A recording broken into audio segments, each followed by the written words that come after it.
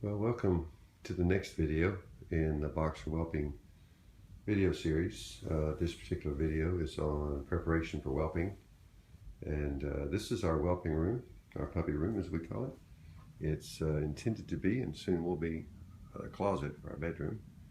This particular room's 8 foot by 12 foot, and if you watch our video on bedroom remodel, this space is getting ready to be built out with cabinetry as part of our master closet, but we're not there yet, and so we're going to continue to use this space as the whelping room, which we have done previously. So let's talk about the layout of the whelping room. The main feature of any whelping is the whelping box. Now this is a box scaled for a boxer. Does not have to be this big for smaller breeds. This box is 4 foot by 4 foot. This particular box comes apart, unscrews. You'll see some fasteners here. Basically got some plans off the internet and built this whelping box. Has a latching door that we close whenever the time is appropriate to keep puppies in, keep mama in, whatever. And so this is my wife and my kids' artwork. Gracie was the first to whelp in this box. She raised 2 litters here. Minnie Mouse has now raised 2 litters in this box. This will be her 3rd. So 5 litters so far in this box. Just for protection, this is a stained concrete floor, so it's pretty hardy. But what we put down is this is a throw rug, just an inexpensive Walmart throw rug. Then we go to Hobby Lobby and we get this plastic film. You might have seen this type of film on old cafe tables, that kind of thing. And then that's to keep all the moisture up off of that rug. And that plastic encompasses the whole box area. And then the choice is yours. In this case, we have some a blue mat that we've sewed up. That is some quilted type material. We've also used sheets, any number of things that we've used under that. And right now what you'll see in here is this is actually a swimming pool. There's a blanket here, and then inside a sheet, and then this is a swimming pool. This is what Minnie will actually whelp in. She'll whelp in the swimming pool. We'll take the swimming pool out after the fact, and then we'll relocate her and the babies into the box proper.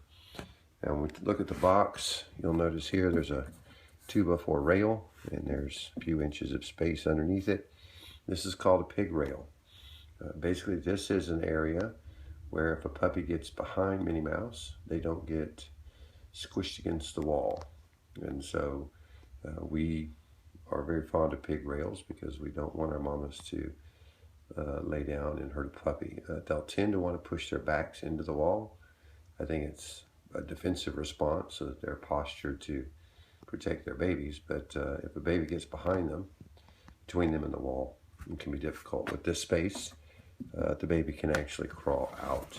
Once they're old enough, they'll squeal and mom will get out of their way. But when they're real small, it's a little bit scary. So Minnie Mouse is we guess about 12 days out. Minnie Mouse will start living in this box now, or in this room at least, and the box will be her bed. Pretty much from now until whelping. We want her comfortable in this space. She knows the space. She's been here before. Like I said, she's had 2 litters in here, but she doesn't necessarily like the little bit of isolation that comes with sleeping in here versus sleeping in her kennel in the living room next to her sister's kennel. So as far as the room goes, always need for water if you're going to have them in a space. We have access around the whelping box so that we can, particularly during whelping, we can get to all sides. And we have good lighting, very important. And we also have an area over here where there's some storage. That is a bit of a mess. We're still working on it, but this is our puppy wagon. This is what we actually carry our puppies outside in when we start feeding them food. We put them on a piece of AstroTurf with a playpen around it, and we'll we carry them out in this wagon just to make life a little easier. Right now this wagon is storage. Linens, you'll need lots of linens. Like I said, we have sheets. Sheets are down here in this box, and up here we have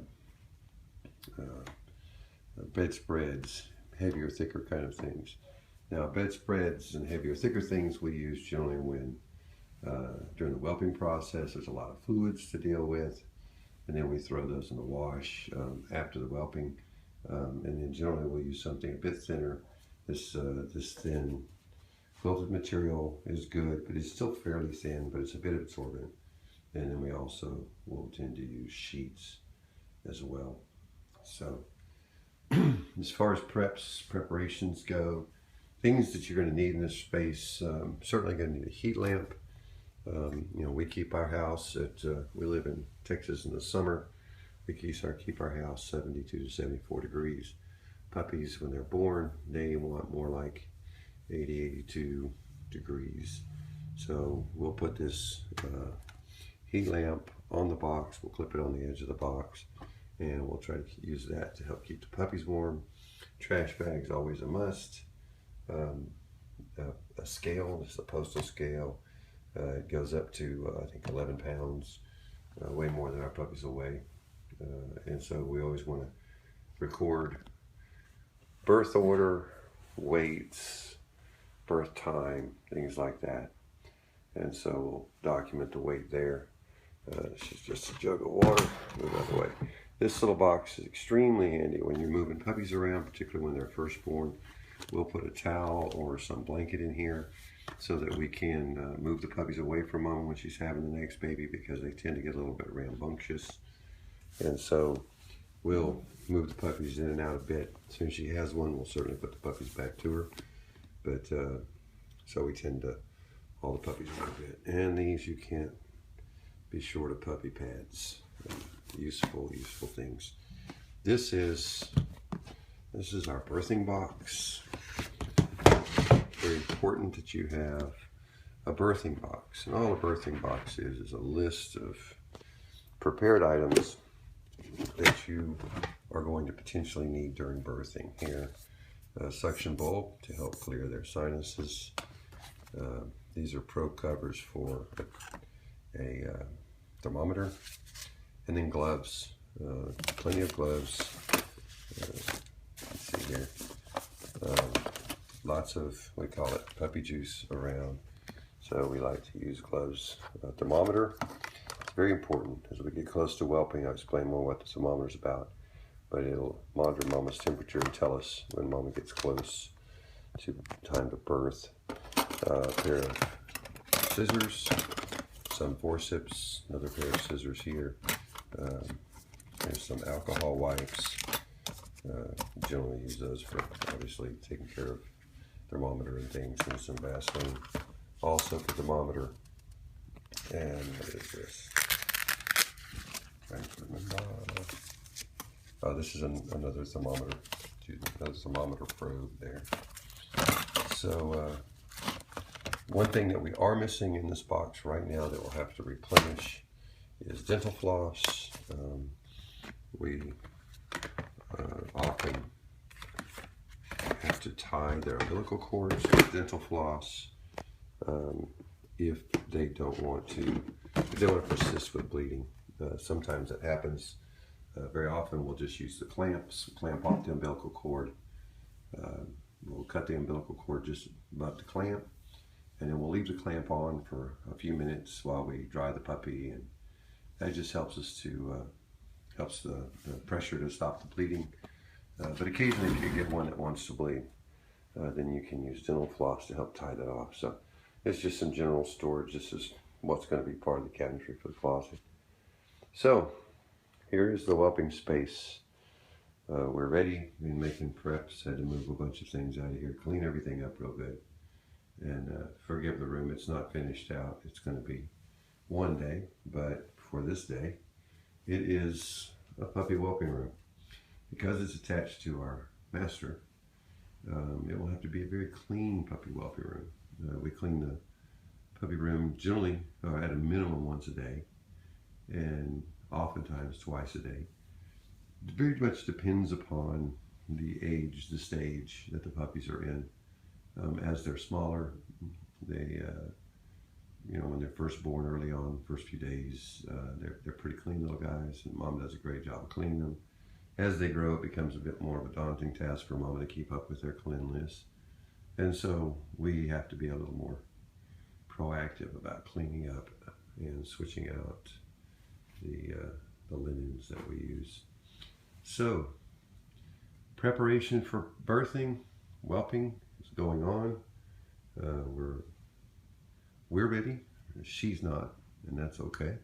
She's still got another 12 days or so, but this will be her home for the duration. We don't lock her in here. She runs out with all of us during the day, but when it comes time to go to bed, she normally would go to her kennel. Now she'll come into her birthing room, and then she'll, after a day or two, she'll settle into that pool as her new kennel, and she'll be quite comfortable.